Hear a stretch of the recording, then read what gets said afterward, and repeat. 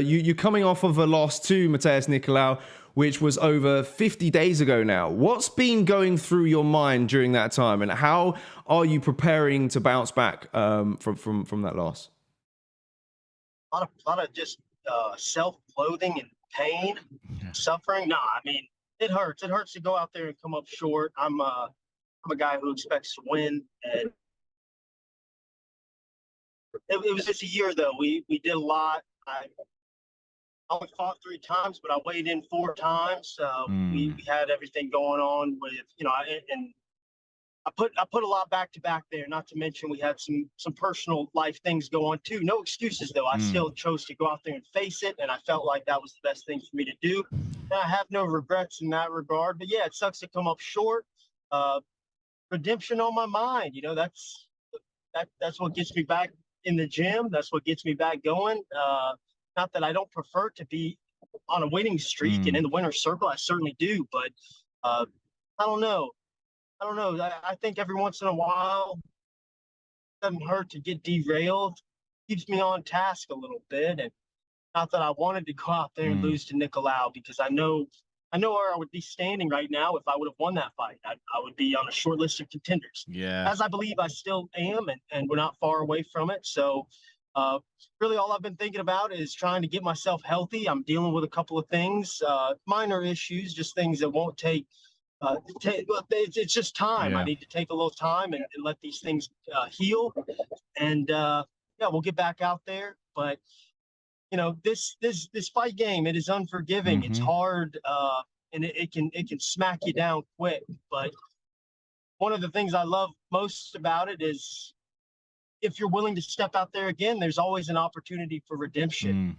And that's what's on my mind. I'm grateful because I get the opportunity to get back out there again, and I'm gonna put my best foot forward. And we've seen in the past, I can perform, and I believe I'll do it again. Yeah, I was just going to touch on you saying that you believe. Like I was going to say, even in that last loss, like I reckon if you would have got your got going, if you get what I mean, I'm sure you'd have put a standpoint. It was a very tentative fight, because it was very tentative at the start, and I'm just saying, if you would have got your timing down to a T and got going in that fight, I'm sure you could have even put Nicolau away. And I think that's what hurts about it the most is I've come up short before, but I've never come up short without getting going first. I've always been a fast starter. I've always been a guy that gets out there and gets going, and that's why people tune in to watch me fight. So yeah, but again, redemption on my mind, baby. We're gonna get back out there, and I promise you, I'll have big performances again. I believe you. There's a lot of good guys on their way up. There's a lot of good matchups, and I look forward to it. Yeah, no, as I said there, I definitely believe you. You did have to get rid of your hair to make weight. Can we see a bald Schnell in the future? Is it going to return? Hey, it's coming back. It's on its way back already, boys. Nothing against the bald community. I feel like it is a look that maybe I could pull off, but I like my hair, so it's coming back. Yeah, you're pulling it off well, man. Oh, thank you. Appreciate that. Classic good looks. You really can't mess them up. I love how you got rid of the hair on your head, the hair on your chest, but you kept the beard. Honestly, it wasn't even a discussion. No? We didn't even like, hey, should we shave the beard too? Like, we didn't even talk about it. So. No way. That's fantastic. Now, the top of your division has been held up for some time due to Figueiredo and Brandon Moreno's rivalry. Now that that's all in the past, it's been put to bed. What are your thoughts on the division as a whole? Do you think it's the best it's ever looked? I do. I think it's its most compelling, if nothing else. And I know there's a lot of people out there chirping. People on the outside, they say that this isn't the strongest the division's ever been, and all this stuff. And you can, I can understand, people making that argument, but what we can say is that the division is making as much noise as it ever has. Oh, 100%. And it's accumulating as much interest as it ever has. So whether or not the guys are the absolute best in the world could have fooled me, because the viewers are now tuning in. And I think Brandon Moreno is a great champion. I think that Pantoja is a compelling contender. I don't think there was anything wrong with them fighting it out 4 times, because I would watch those guys fight 27 times, no problem, and I'd buy the pay-per-view every single time. But I'm a fight fan. Yeah. That's the difference. I'm a real fight fan, and I enjoy to watch the scraps. Yeah. I think that's a great matchup, and I think it'll go down in history. Probably the only time there will ever be a 4-fight rivalry in the UFC. So how cool it is. It's brought a lot of eyes to the division. The division's actually been cooking for quite some time. Yeah, I was just going to say that. It's just taken a while for people to notice. So it is what it is. I understand where people are coming from. I understand why the division maybe isn't the most marketable. But all I can do is my part, and I feel like I've gone out there and scrapped it out, and that's what I'll continue to do moving forward. And if Brandon Moreno keeps on going out there and putting on performances like that, and him and Pantoja, that's going to be another scrap. I look forward to seeing that play out again. It's fair to say the division's cooking, though. Yeah, 100%. I was about to say, I think it's the best the division's ever looked, since obviously Demetrius Johnson gone. Yeah, he's really thrived. Yeah, for sure. Something that people don't like to talk about is the fact that dominant champions kill divisions. I mean, look at what the middleweight division was. Post Anderson Silva. I mean, we're just now getting around to it being compelling again, and even so, it's the champion is a kickboxer. Look at what, and not to, I mean, he's a scary man. But even look at what John Jones did to 205. He devastated it. And it's not a very compelling division, and it's coming back around now. But dominant champions kill divisions, and not that it was a tough sell anyways, because the average guy sitting around eating wings, drinking beer, watching the fights, he cannot come to, they just don't want to come to the realization that maybe there's a 125-pound man out there that could devastate him. So they hurl rocks at it, and then on top of it, it does take a trained eye to really pick up the nuances. If you're going to be a fight fan of the flyweight division, you have to pay attention, and most people aren't. So I get it. But yeah, the division's doing good. And as long as I'm going out there scrapping, I think it'll continue to do well. Yeah, love that. Absolutely. Yeah, so just to touch on the Pantoja, as you pointed out there. So obviously, I think it's going to be Pantoja versus Brandon Moreno next. How do you see that planning out? Pantoja's beat him twice, and that's got to be in the back of Brandon's mind. But I think Brandon has made a lot of strides. Brandon's a little bigger now. I've trained with Brandon a little bit in the past, and I was on the Ultimate Fighter, so I can look at him and I can tell he doesn't look as much like the assassin baby anymore. He's looking more like the assassin young adult. Young adult. Love that. He's adding some mass, and he looks good. So it's interesting. I think if people are just quick to pick against Brandon because of the past performances, I can understand it, but I don't know. I think it will be a different fight. I've been in there with Pantoja. He's a stud, and he's a savage. Yeah, he's dangerous, isn't he? And he's opportunistic too, right? He just needs a moment. Pounces. He can lose every moment of it. He just needs one to turn it around. It'll be interesting seeing it play out. I look forward to it. I don't want to pick. I'm on Team Flyweight. There are ramblings though that maybe I'll end up being in one of those guys' camps. Oh, wow. Okay, interesting. Who knows? All right, early days to decide that one. Moving on, touching on the flyweight division in itself, I guess someone else has also got a similar question to this. Well, I guess what I'll do is I'll read his one out first, because maybe it's a bit better. I'll set it up. A certain Mohammed Makayev from the UK has been making a rise through the division. He's called out every name in the top 10. What do you think of him as a fighter, and has his team ever reached out to you to try and book a fight? Dude's good. Looks like a scary young up and coming fella, not unlike a couple of there's a few other prospects on their way up. And actually they offered him to me in London. what is that? March? Yeah, March 18th, 19th. March 18th, Yeah. 19th, and obviously, what an opportunity that would be. It'd be fun to come over to London and fight the hometown kid. But it just didn't work for me time-wise. Yeah. We had always planned whether I beat Nicolau or not.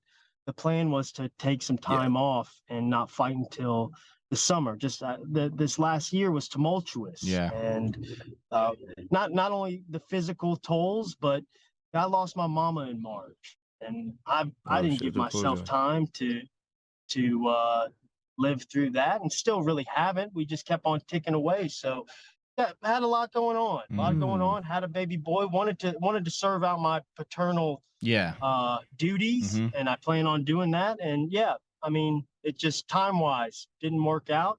But I'd be lying if I said that the matchup isn't a scary one. The kid's talented, but fear doesn't freeze me up. I'll go out and face it as I have before. So I like the kid. I think he's doing the right thing. I think he's making all the right kind of noise. And if he continues, again, I'm a flyweight rooting for the division. So I applaud those guys. I wish nothing but the best. And if we cross paths, I'll give it my damnedest. Yeah. But until then, kudos, my man. Keep on keeping on. And he's about to fight a newcomer. Yeah. Right? He's about to fight a debuter. And the guy must be pretty good for them to throw him in there against Micaiah. Yeah. So let's see what that's about. But yeah, I think the kid's excellent. I think he's probably a future champ. But cool. You're such a respectful and humble guy, you are. Honestly. Love it. Keeping it clean. Love it. Okay, we're chatting from Blood Money MMA. Bet says, great show, guys. Matt is a bad mofo. Matt versus Tim Elliott would be fun. Okay, so that's he's taking it away from me. He's taking it away from me. I was gonna throw the one out there a little bit later, because sometimes when we have fighters on the channel, I like to little throw names out of the hat, and I was going to mention Tim Elliott, but just pepper them. See what your reactions are. He's already said it. Yeah. What would you rate that one out of 10 though, as a prospect, a potential opponent? Oh, that'd be great. That'd be a rematch for me. Tim's actually in Texas right now, and I've been DMing him because I saw he was in Texas, and you know, a bunch of those guys from Missouri are kind of trying out new things. And I reached out and let him know that I wouldn't mind logging some time on the mat with him. But yeah, it's one of those things. All of us guys in the division, you know, all those guys that were on the Ultimate Fighter, I think and I fought him on the Ultimate Fighter, so it would be nice. But you know, if I were able to utilize him in a training capacity and we made that relationship, that would be just fine with me too. But yeah, I mean, I could see that being one that happens down the road. Maybe that's one that happens and then we start training, or I don't know. He's coming back from an ACL. I'm taking a little time off. Maybe it would work out, but maybe we start training together. Maybe something else happens. Let's have a scrap and have a beer after. Scrap and a beer afterwards. Or even that, I'm sure, you know, he's got a wealth of knowledge in him. He's been around the game for such a long time as well. So to pick his brains, I bet would be, you know, an absolute pleasure for sure. And I'm always trying to find new looks and new guys to put me in uncomfortable positions and bring the best out of me. And I know Tim. I know he would. So that's why I try to reach out. Guys that I reach out to, it's because I see that I try to gravitate towards things that bring me value. And I wouldn't reach out to him if I thought he was a bum. Yeah, for sure. One comment here says, Matt, who is the strongest fighter you've ever fought? Ooh, is that physically stronger? Yeah. It's hard to say. I feel like I'm a pretty physical, strong guy, and I don't think I've ever just been run over. Pantoja was strong. Pantoja felt really strong. When I shot into him, he was like a brick wall. But Pantoja scrambled my eggs the first exchange too. So I'm not sure if he was strong or if I was compromised the entire fight. Really? But Rob Font was probably the biggest guy I ever fought. I just felt his mass. And Bontarin too felt huge. Yes. Say that. That guy.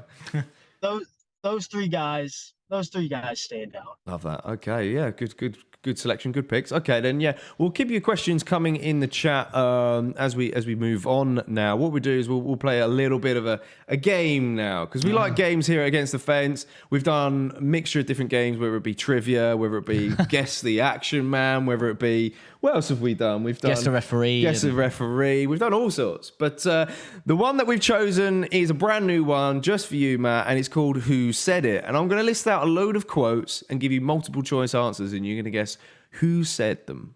Does that sound all right to you? Okay. Yeah, I like it. All right, I love it. Cool, perfect. Well, in that case, then we'll start with the first one. So the first one is: "This is the Ultimate Fighter. We don't vote guys off, we beat them off." Who said that? Was it Chuck Liddell? Was it Rampage Jackson? Or was it C. Dana White?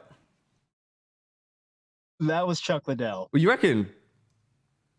I think so. 50-50, phone a friend, ask the audience. No, that sounds like a Chuck Liddell quote. Oh, okay. It was actually incorrect. It was actually Dana White who said it. Of course, yes. He's got away with words, old Dana. Yeah. I know. Gets away with a lot of things, doesn't he? Anyhow, moving on. The next one is: "I've got fresh guys coming on me every 5 minutes." Who said that one? Was it A, GSP? Was it B, Sean Strickland? Or was it C, Josh Koscheck? That sounds like a language barrier thing, and I'm gonna guess GSP. Well, you guessed correct on that one. Yes, spot on indeed. It was a language thing, and it was indeed George Rush St. Pierre, the MMA. My mother-in-law is so uncomfortable right now. sorry, Matt's mother-in-law. We do apologise. There is no strong language. I can promise you that. All right. So the next one is: "He wants to get in close to use that reach advantage." Was it A, Joe Rogan? Was it B, Mike Goldberg? Or was it C, Michael Bisping? That's got to be Goldberg, right? That just sounds like some silly thing. I saw a clip of him calling a football game too, and that just sounds like some Goldberg would say. So, God, spot on with that that one. was spot on with that one indeed. Yeah, I mean, Goldberg at the time was Such a legend, was such a legend. Was good to see the chemistry he had with Rogan. But then when you look back at some of the tapes, there was like some like weird little things that would come out of his mouth, which you never really noticed back in the day. there would always be those tiffs where Rogan would be like, "Absolutely not." Yeah. Like they would kind of like, there would be small confrontations within the commentary. But it's good. Goldberg, he had the voice. He was the color guy, right? And you need that guy. 100%. Yeah, I love that. He was good. Okay, so moving on then. This one here is a good one. Might be quite hard actually. Actually, on the contrary, my MMA career has gotten in the way of my weed smoking. Was it A, Nate Diaz? Was it B, Nick Diaz? Or was it C, Sage Northcutt? That was Nick. It was indeed Nick. Yes, wow. spot on. We thought we'd throw the curveball of Nate in there, and you got Nick. Love that. That's brilliant. Class. Yep, that's a Nick Diaz quote, and one that I appreciate. Those guys are one-line kings. So, for sure. Yeah, I'm glad I didn't put Sean O'Malley in at the art. That'd have been a good one. Yeah, would have mixed it up, but oh well, falling short on that one. Now I've got the last one for you. This one's a really good one. It's quite fun. Convenience, belief, achieve. Sounds like the worst self-help book I've ever read. Shut the F up. Now, was that A? That's Michael Bisping. Hey, well, he knows his stuff. I'm not just saying this. I'm not just saying this because you guys are from the UK. But I believe, this is a hot take. I believe that Michael Bisping is the natty goat. Yeah, okay. Over Chael Sonnen. And and I believe if people were strictly tested for steroids during that era, Michael Bisping might have been a long reigning middleweight champion. It's true. Yeah, no, so true. I'm not pandering. That's a hill I've died on. and arguments with my friends. For So sure. that's the truth. I truly believe that. Me and Mike, we're not cool in any facet, but I tell you what, I've always really felt like he was kind of done dirty in that whole thing. Yeah. Because in my estimation, the man's the natty goat. He might have been the champ the whole time. Yeah, could you imagine? Yeah, absolutely. Did you see his documentary? No, Oh, sorry, I didn't get that. You haven't? no, I haven't. Oh, okay. Well, let's put it this way. It's quite eye-opening. Ah, Da! that's good one. They might need to go back and name it the natty goat. Love that. That's what I believe. Michael Bisping, the natty goat. No, I love that. That's brilliant. Let's get some chats in before we say our goodbyes to you, because we understand you are currently in the car on your way to a destination with your mother-in-law. So try not to keep you any longer. Steven Skull is my trainer. We had a great workout at KFC. So somebody, okay, No. Bill Goldberg should never have been fired ever. Yeah. Well, Bill Goldberg. I think you got a wrong Goldberg there. Matt W says, Matt, what's your pick on the Who's next? Pfeiffer versus GM3 fight? You should also come down Philly and try Fury Pro Grappling. Ooh, nice. Good question, Matty W. Pfeiffer versus GM3. What do I think about that fight? Hmm. That's Gerald Mearshart versus Joe Pfeiffer. Yeah. Yeah. Ooh. I think that's kind of one of the gatekeepers, Mearshart. Not that he's the championship gatekeeper, but I think when guys beat Mearshart, they kind of prove that they are maybe capable of taking on a top 20, top 15 guy. And I like what I've seen from Pfeiffer, so I'm going to go with Pfeiffer. But Mearshart's kind of one of the guys who he'll spoil a prospect's rise quick. Yeah, he did the same to Brendan Silva. Yeah, he's kind of one of those guys. But just from what I've seen from Pfeiffer, he has been competent, and I've not seen any weaknesses in what he does. So I think he's on the come up, and I would lean towards him. I love that. Yeah, I've got a quick question, if that's all right. I was just going to say, who would your dream matchup be? All right, yeah. Put that one in there. If I could fight anybody, Yeah, anyone, past or present. Anderson Silva. Oh, okay, yeah. Ooh, there you go. Love that. Yeah. We've had a couple of people on that have said Frankie Edgar. Yeah, of course. Sure. Oh, that'd be a tough. Yeah, I say Anderson Silva just because of the mystique of it all. Yeah, I mean, imagine. When he was in his prime and he was just beating everybody, not the natty goat, but the goat. Yeah, we were there for that event as well, weren't we? Yeah, we were there for the actually, Silver versus Bisbee event. Love that. That was wild. Yeah, back in the Very time. cool. Yeah. Very cool. Oh, Right. just to quickly before we wrap it up. So what we do on a weekly basis, obviously if there's a UFC event, we do weekly watch-alongs where like the community have asked us questions that we've read out to you. Would you jump on with us during the watch-along and we can watch the fights all together? Yeah, because you seem like a really good fan. Absolutely. Yeah. 100,000%. Okay, Yeah, Anytime. brilliant. Oh, I love that. Yeah, because I mean, for us here in the UK, it's unsociable hours, so we try to make those unsociable hours sociable for the fight fan community, and of course, bringing fighters on board to watch for fighters is it's an amazing experience in itself, and the guys love it as well. And we've had numerous names on at the moment. We've had. Who we have the other day? We had Sadiq Youssef, we've had Vince Morales, we've had Chris Curtis join us, even Frank Edgar. So to add you to the list, it's all practice too. Yeah, that's it. It's all practice. I'll come on here and act like I'm commentating. Oh, love that. Love it. Yes, yes. In fact, we'll just probably just give you the show, to be honest. We'll go and make a cup of tea or something. Maybe get a job. Get a job out of this. Yeah, There you go. That's it, mate. Exactly, 100%. No, I love that. Thank you, Matt Schnell, for your time once again, man. This has been an absolute blast. We hope you've enjoyed it as well. And shout out to you, and hope you enjoy the rest of your day. Yes. And guys in the chats, thanks for your comments and your questions. Pop a like on the video, and don't forget to subscribe, of course, if you're new to the channel. This was Matt Schnell, and Matt, we'll say goodbye to you, and we'll see you in the next one. Yeah, thanks for your time. Thank you. Have a good day.